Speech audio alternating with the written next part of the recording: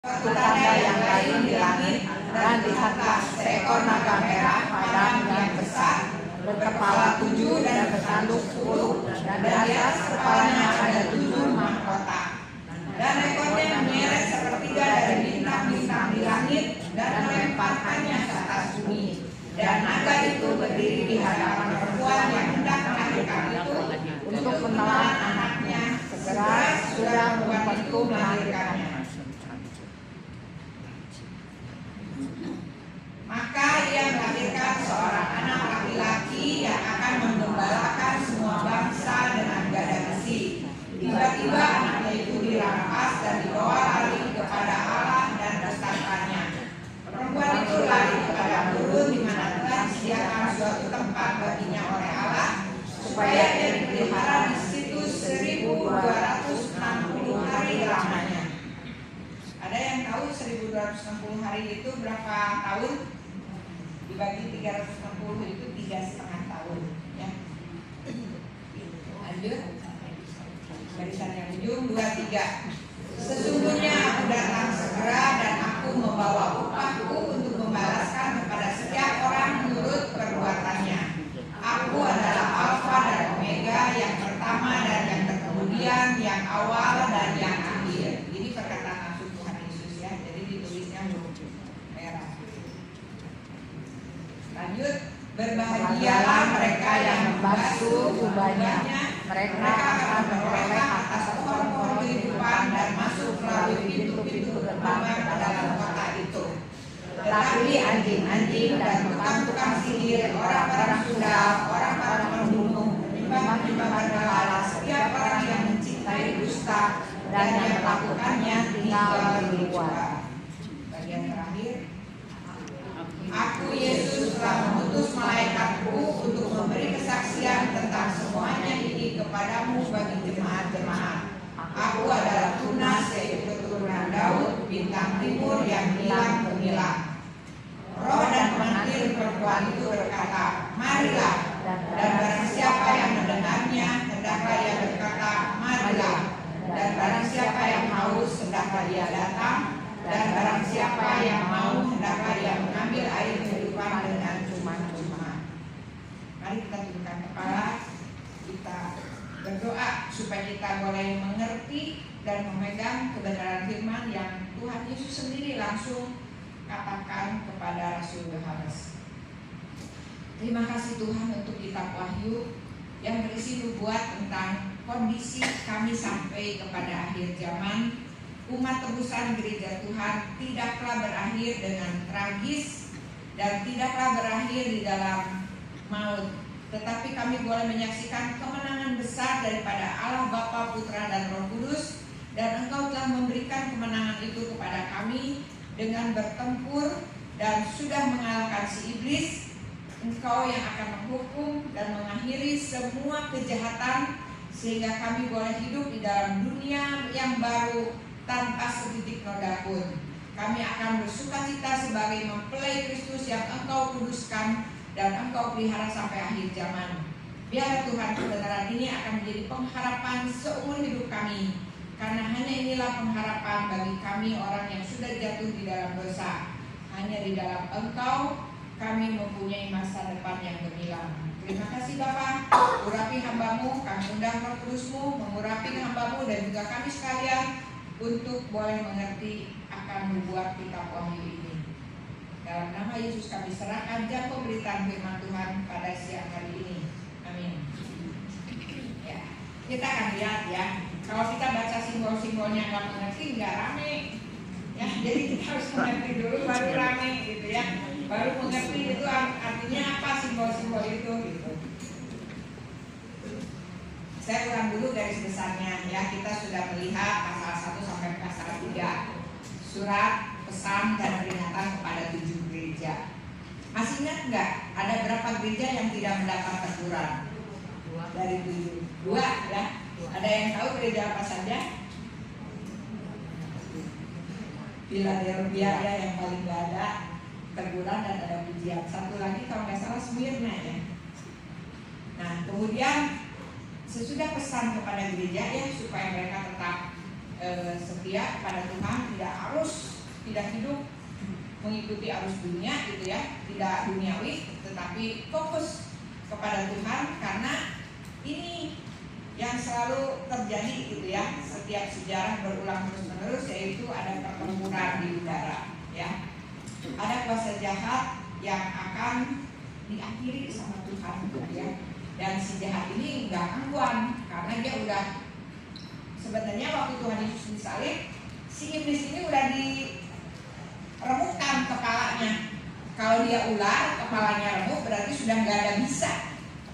Jadi kalau kita melihat ular yang kepalanya remuk, itu udah nggak bahaya. Sehingga Paulus pada waktu menghadapi kematian, ya sebagai rasul nyawanya terancam, Paulus bisa nantang, hai maut, di manakah sengatmu? Dia nggak takut lagi dengan kematian, dia nggak takut lagi akan masuk ke dalam kebinasaan kekal, ya, karena dia tahu dia sudah memperoleh hidup kekal dengan Tuhan Yesus. Ya, jadi si iblis itu sengatnya, kuasanya atas manusia sudah dihancurkan oleh Tuhan. Sekarang tinggal siapa manusia yang mau datang sama Tuhan dan mendapat kemenangan ini, mendapat kuasa mengalahkan si iblis. Kalau manusianya mau, dia punya kuasa menginjak iblis, ya, menang, gak usah ditakut-takuti lagi, gak usah serem misalnya ke tempat yang berhantu, kita gak usah nantang ya. Tapi kalau misalnya kita tahu, aduh itu teh rumah kayak angker, ya, apalagi kalau yang bisa ngeliat-ngeliat gitu kan, wah di rumah ini deh ada berapa ya, jadi bukan satu ayat per ayat, tapi satu topik per satu topik ya, karena garis besarnya. Nah, peperangan, dalam peperangan ini yang terjadi itu sebenarnya sepanjang zaman ya, yaitu antara, di kitab Wahyu ini lebih dijelaskan Trinitas Kudus, Allah pencipta langit bumi yang terdiri dari Bapa, Anak, dan Roh Kudus.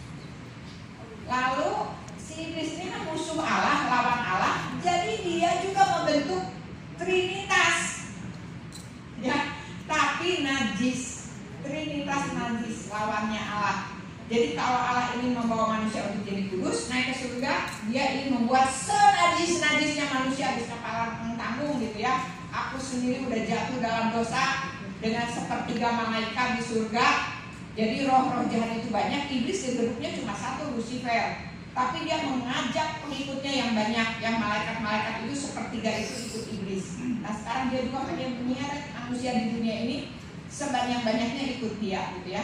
Jadi terjadilah ini lawan daripada Allah ini nggak bisa nyerang Allah, udah pasti kalah, dia nyerangnya manusia gitu ya.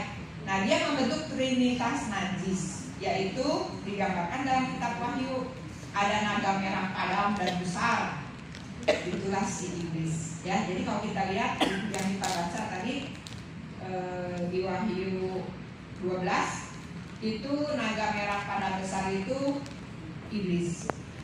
Lalu nanti di Wahyu 13 itu ada binatang yang keluar dari laut ya. Binatang yang keluar dari laut ini melambangkan antikristus. Kemudian ada juga binatang yang keluar dari bumi. Jadi binatang yang keluar dari bumi ini melambangkan nabi palsu ya. Jadi si iblis ini memakai nabi palsu dan antikristus ya, memakai nabi palsu dan antikristus untuk menyesatkan dan membinasakan manusia. Nanti kita lihat siapa antikristus ya. Kalau nabi-nabi palsu mas sepanjang zaman juga banyak gitu ya. Nah, kepada nabi palsu iblis itu memberi kuasa membuat mujizat.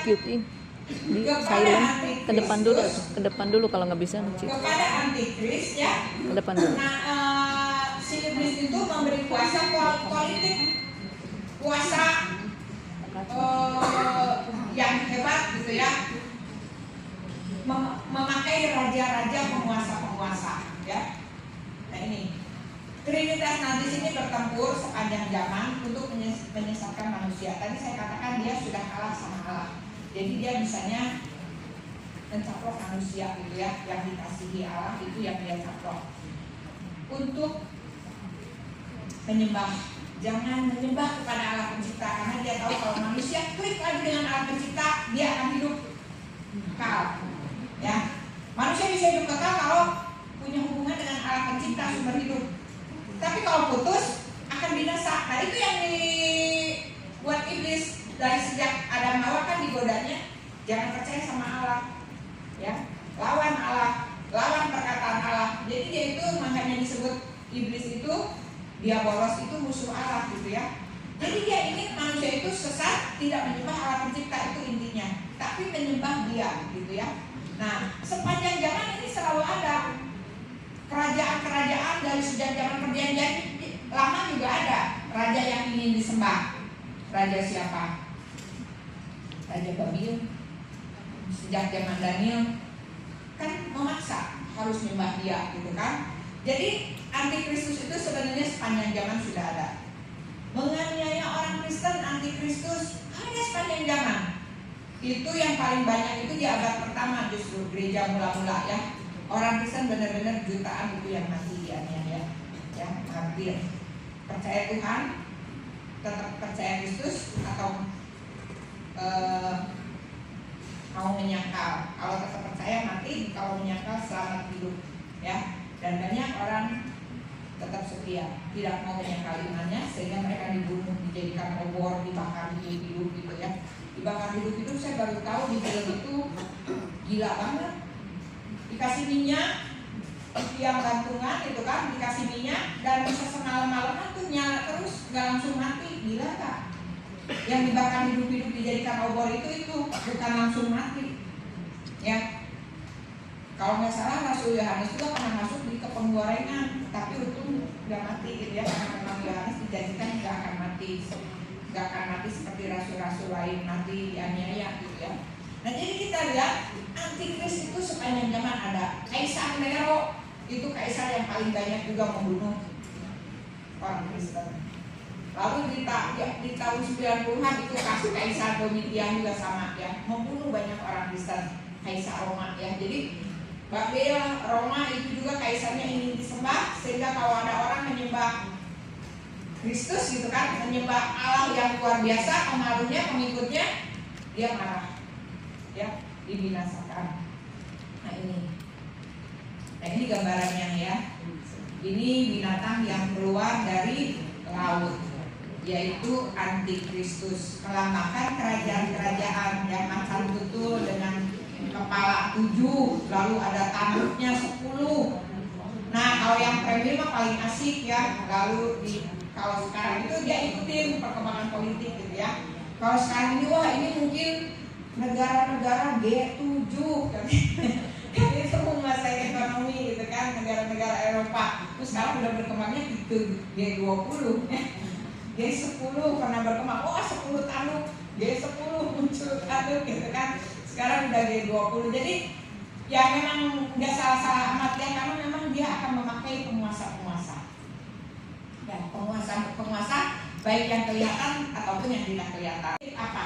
Akan betul miripnya singa Yehuda ya. Kekuatan kuasa si iblis kan meniru benar-benar, sehingga dikatakan dia bisa menyamar menjadi malaikat terang. Tuhan singa, gua macan. Nggak mau kalah. Macannya malah 7 kepalanya, tanduknya 10. Jadi lebih menakutkan mana coba? Kalau disuruh nyembah singa 1, mahkotanya 1, ini macan kepalanya 7. Tanduknya 10 disuruh nyembah. Pilih mana? Orang kalau nggak percaya Tuhan, ini kayaknya lebih hebat kekuatannya si macan gitu ya. Jadi si iblis itu pintar menyamar dan nipu, memberdayakan, seolah-olah dia lebih berkuasa dari Tuhan supaya orang menyembah. Kan Tuhan Yesus sendiri dicobai, sembah dia, maka batu akan diberi jadi roti, makan lagi gitu ya. Kalau ke Adam Hawa, makan pohon ini kamu akan hidup. Kalau ke Tuhan Yesus, batu. Kalau kamu mau menyembah aku ubah jadi roti supaya kamu yang lagi puasa lapar bisa makan gitu ya. Jadi iblis banyak menggoda lewat angka hidup gitu ya. Nah ini, kalau tadi singa ini mirip domba. Ingat di perjanjian baru Tuhan Yesus simbolnya domba yang berkorban, ya, domba yang bersembunyi. Si iblis trinitas najis ini juga menyerupai domba tapi bertanduk, ya.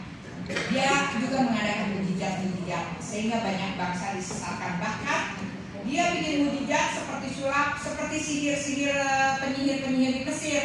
Waktu Tuhan mengubah tongkat jadi ular, mereka juga bisa. Jadi ini juga udah mati bisa bangkit lagi, ya. Jadi binatang yang pertama tuh udah mati, tapi kemudian hidup lagi sehingga semua orang percaya menyembah. Lalu ini binatang kedua tambah nge-support gitu kan, nabi palsu. Ya benar, itu harus disembah. Itu si antikris itu sangat berkuasa gitu ya. Jadi si antikris sudah mati hidup lagi. Nah ini yang kedua ini nabi palsu menyesatkan semua bangsa untuk menyuruh semua bangsa menyembah antikris, tunduk pada antikris gitu ya.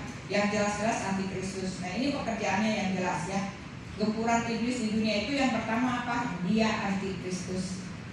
Karena dia tahu yang bisa menyelamatkan manusia dari kebinasaan cuma Kristus. Jadi pernah mengalami nggak begitu kita jadi orang Kristen, tiba-tiba tadinya emang nggak ada musuh, sekarang ada musuh. Jadi nggak suka sama perkataan kita, gitu. Pernah nggak? Di kalangan adik kakak sendiri aja kadang-kadang gitu ya. Adik saya ngomong mah disalahin aja, orang lain ngomong yang persis dengan saya nggak disalahin, suka jadi begitu gitu ya. Nah ini antikristus. Kemudian yang kedua anti umat Allah. Ya, ini gempuran iblis di dunia. Ya, dia anti umat Allah. Kita lihat ya bangsa Israel itu selalu ingin dimusnahkan. Kalau bukan dipelihara Tuhan, mereka itu nggak mungkin bisa bangkit menjadi suatu bangsa. Udah ditawan keluar, nggak punya negara. Mana ada satu bangsa tanpa negara terus bisa balik lagi bisa jadi negara. Sementara sekelilingnya itu musuh menyerang. Kalau Israel nggak kuat, itu udah hancur. Makanya kenapa Israel itu sangat kuat ya pertahanannya. Ada Iron Dome gitu ya, tapi sekarang beberapa kali katanya jebol gitu kan. Karena serangannya itu ratusan rudal dari Libanon, dari si Hamas gitu kan. Nah, karena mereka itu memang selalu dikelilingi musuh-musuh. Sejak dari perjanjian lama ya, musuh-musuhnya banyak ingin membinasakan umat Allah itu ya. Karena apa? Itu semua pemerintahan-pemerintahan itu dipakai si iblis. Si iblis yang mengejar umat Allah gitu ya, karena tahu lewat umat Allah ini akan lahir juru selamat Mesias. Ya, dari sejak Sarah aja udah mau direbut tuh sama raja Mesir karena cantik gitu ya. Jadi umat Allah yang menggempur karena tahu lewat umat Allah itulah kehidupan kekal akan diwariskan. Terus si iblis ini demo kekuatan dan kuasanya. Ya, sekarang kita mulai lihat ya bagaimana kekuasaan politik. Politik itu, pejabat itu bukan lagi di tangan rakyat. Ya, kita lihat nggak arus politik di Indonesia. Udah cawe-cawe, udah gimana yang di atas lah bagi-bagi kekuasaan dan kemudian dapat duit gitu ya. Nebus gua waktu mau masuk partai habis berapa ratus juta. Bikin partai habis berapa ratus juta, ada harganya. Begitu jadi anggota partai udah ini duit harus balik dong. Ya, udah punya kuasa orang mau izin ini minta perizinan, sok duit masuk. Jadi si iblis itu demo kekuatan dan kuasanya sehingga mau nggak mau ya rakyat kecil menurut aja arus politik. Ya, arus kejahatannya begini, memang hidup harus begini. Kalau nggak nyuap nggak jalan usaha saya misalnya ya. Kalau nggak korupsi, kalau nggak membuat orang jangan aneh ya. Yang nyuap sama yang disuap, yang dihukum, yang siapa yang lebih berat? Yang nyuap, yang dihukumnya, yang disuap mah lebih ringan hukumannya ya. Jadi yang menyuap, yang dihukum lebih beratnya. Misalnya yang di tender aja ya dari pemerintah, tendernya mah belum dapat, ujung-ujungnya mah di penjara karena dianggap menyuap. Kalau beli tender kan ngasih uang ke pejabat supaya tendernya dapat gitu kan. Tendernya nggak dapat, ketahuan lu pernah ngirim uang ke pejabat ini, kena di penjara. Nah kemudian propaganda popularitas di antara pengikutnya ya. Kalau umat Tuhan gak mau beritakan Injil, gak mau beritakan Kristus, ditelanlah sama propaganda antikris, trinitas najis. Jadi jangan heran kalau dunia semakin najis, semakin sedikit orang kudusnya karena gereja Tuhan malah ikut arus, tidak lagi mempropagandakan Injil hidup kudus. Saya Wahyu ini kitab wahyu atau celakalah bagi orang yang nggak percaya Tuhan. Tapi bagi orang percaya iman Tuhan itu bukan wahyu, bukan celakalah, tapi berbahagialah. Karena kita tidak akan berujung dengan hukuman. Bahkan Tuhan dengan jelas hukuman maut, hukuman itu si jahat ditiadakan, dimusnahkan, maut ditiadakan. Jadi buat orang tebusan itu berbahagialah. Ada 7 perkataan bahagia di kitab Wahyu. Pertama, berbahagia yang baca, mendengar, dan menuruti apa yang ditulis di dalam kitab Wahyu. Jadi silakan baca, dengar, dan turuti ya pesan Tuhan kepada gereja yang di zaman. Terus yang kedua itu biarin aja konsentrasi ke sini ya kupingnya. Yang kedua, berbahagialah orang mati yang mati dalam Tuhan. Segala perbuatan mereka menyertai ini ayatnya ya. Berbahagia, pokoknya mah akan bahagia lah kalau kita mati di dalam Tuhan. Terus plus perbuatan yang serupa dengan Kristus kita bawa. Pak itu berbahagia, nggak tahu upahnya apa. Ya pasti ada upahnya. Kalau Tuhan sudah bilang pasti ada upahnya. Kemudian Wahyu 16 ayat 15. Berbahagialah dia yang berjaga-jaga dan yang memperhatikan pakaiannya supaya ia jangan berjalan dengan telanjang dan jangan kelihatan kemaluannya. Yang tadi saya bilang ya, Wahyu 16 ayat 15. Ini anak saya itu udah gede tapi kayak balita. Dia telanjang di depan umum itu nggak malu, jadi saya bacakan ini. Terus saya baca. Kamu itu telanjang kelihatan kemaluan itu nggak boleh. Tuh ini jangan dicoba. Ini artinya rohani gitu ya. Nah, Wahyu 19 ayat 9. Berbahagialah mereka yang diundang ke perjamuan kawin anak domba ya, yang jadi mempelai Kristus. Kemudian berbahagialah dan kuduslah dia yang mendapat bagian dalam kebangkitan pertama.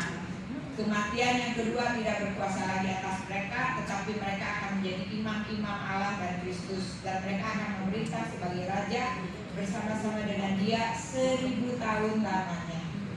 Nah ini ayat yang tadi saya bilang ya, itu membuat kita semangat karena kita itu bukan hanya ditebus jadi rumah Tuhan, tapi kita diangkat sama Tuhan untuk memerintah. Kalau kita sudah bisa tahu kehendak Tuhan, maka Tuhan mempercayakan kita untuk menjadi berkat bagi yang lain ya. Ini dikatakan ada kebangkitan pertama, ada tafsiran lagi, nanti aja lah di dalam teori kebangkitan ya. Kita itu dibangkitkannya pada waktu kita mati terus langsung bangkit gitu kan, ketemu Tuhan, atau kita disimpan dulu di tempat sementara. Itu ada tafsirannya sendiri ya, nanti dijadikan salah satu topik ya. Sudah kita mati itu apa langsung menghadap Tuhan, atau kebangkitannya wah ini juga banyak tafsiran tentang kebangkitannya. Tapi ini jelas kebangkitan tubuh ya, kebangkitan tubuh pada waktu diangkat, pada waktu Tuhan datang ke dunia ada sangkakala itu kita tubuh diberikan tubuh baru gitu kan. Tubuh baru ini kita tidak akan mati lagi, tidak akan sakit lagi. Nah kemudian berbahagialah orang yang menuruti perkataan. Terus yang ditegaskan, yang menuruti perkataan membuat kita ini. Jadi yang percaya dan menuruti. Kemudian berbahagialah mereka yang membasuh jubahnya. Mereka akan memperoleh hak atas pohon kehidupan dan masuk melalui pintu-pintu gerbang ke dalam kota. Ini ada yang mempertanyakan, memang di sana sakit? Bisa sakit? Kok ada pohon kehidupan? Ya. Di sana nggak bisa sakit. Pohon kehidupan ini sama dengan pohon kehidupan di Taman Eden ya. Yaitu pohon yang memberikan kekuatan dan kesehatan selama-lamanya sehingga kita nggak pernah sakit ya. Jadi di surga itu kita roh itu bukan berarti nggak bisa menikmati, bahkan lidahnya lebih nikmat daripada lidah yang udah jatuh dalam dosa ya.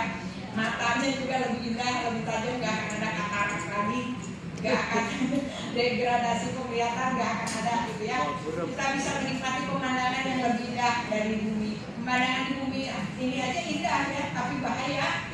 Saya kemarin melihat ke Dieng, saya rada pengen ke Dieng ya. Masa negeri sendiri keindahannya nggak dinikmati gitu ya. tapi itu jalannya.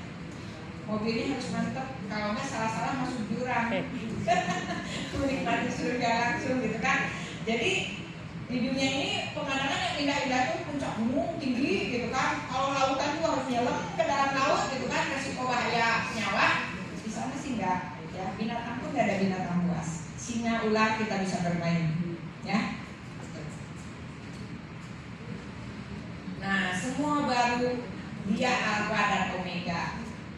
Kitab Kejadian kita bandingkan dengan Wahyu. Di kitab Kejadian matahari diciptakan, di dalam kitab Wahyu kita nggak butuh lagi matahari karena ada terang yang lebih bersinar dari matahari dan tidak ada radiasinya untuk kulit kita sehingga nggak usah pakai sunscreen.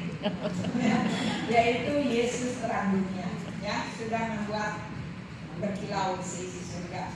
Iblis menang di kitab Kejadian, Wahyu iblis dikalahkan. Dosa memasuki kehidupan manusia, dosa dilenyapkan. Gak lagi kita harus bertempur dengan kedagingan kita, ya. Gak ada lagi rasa takut, rasa bersalah, rasa nangis karena akibat dosa.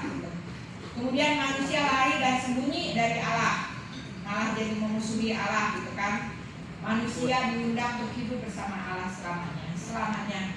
Di Taman Eden aja cuma sesekali di sore hari Tuhan Pencipta datang ngobrol dengan Adam Hawa, tapi di surga kita selamanya. Lalu manusia dikutuk di Kejadian, ya, itu sudah jadi dosa. Di Wahyu kutuk disingkirkan, maut ditiadakan, ya. Kesusahan dan air mata akibat dosa sesudah Kejadian. Di Wahyu tidak ada lagi dosa. Tuhan akan menghapus setiap tetesan air mata dan penderitaan, nggak ada lagi, ya. Di dunia lebih banyak suka atau duka? Terima kasih Bapak waktunya kami bersama komunitas Tuhan. Kami sering dengan firman Tuhan di Wahyu Tuhan. Semua ini bukan sekedar kami dengar lalu sekarang kami lupa lagi Tuhan, tapi kami terus mengerti, memahami Tuhan firman yang luar biasa ini Tuhan, supaya kami beda-beda di mana coklat.